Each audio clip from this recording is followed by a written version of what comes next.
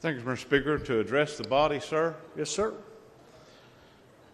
Mr. Speaker, I came up from humble beginnings. My father came from one of the poorest families in our county. His dad passed away when he was 7 years old. Was raised tough.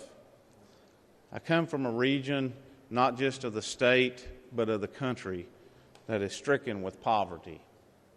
Now, this Commonwealth has been doing well over the last few years with economic growth, job opportunities, and I'm thankful for that. I'm thankful for the work of our Economic Development Cabinet.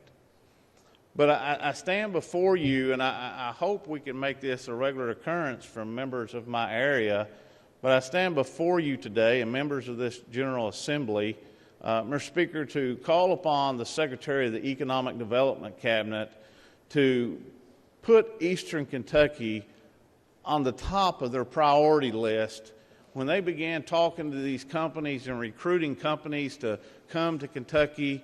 We've got industrial parks, we've got places that they could put companies, factories, and we need those jobs. Our people are driving, my people are driving 2+ hours to many of your districts to work every day, and all they want to do is make a living and raise their families.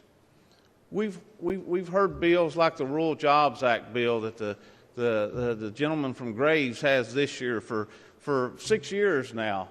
Will it work and help us? I don't know, but we got to make an effort to help the people in the rural areas and especially in Eastern Kentucky. Our coal mining jobs have been stripped and taken from us. We are a proud people. All we want is a chance to work.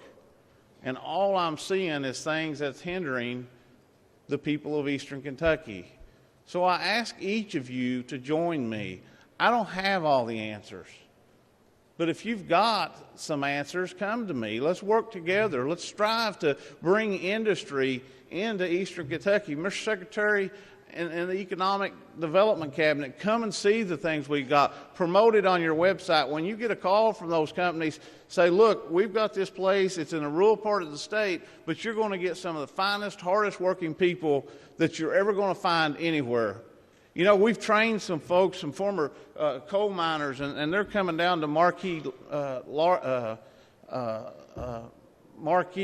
down in Lexington to work.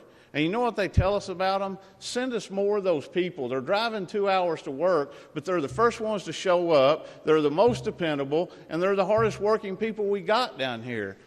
So keep sending those people to us. Now, our people love Eastern Kentucky, and we don't want to move out. But everything we've been doing is going to continue to see a decline in our population in Eastern Kentucky if we don't do something to help them. We're not asking for a handout.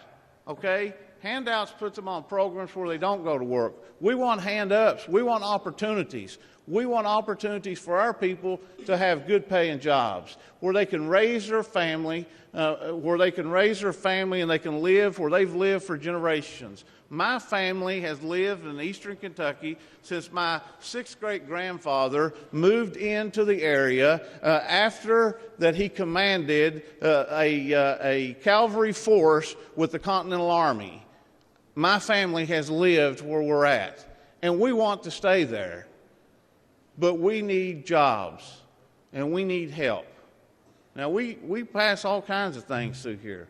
But how many things are we passing through here that's going to help bring jobs to Eastern Kentucky? Folks, let me beg and plead with you.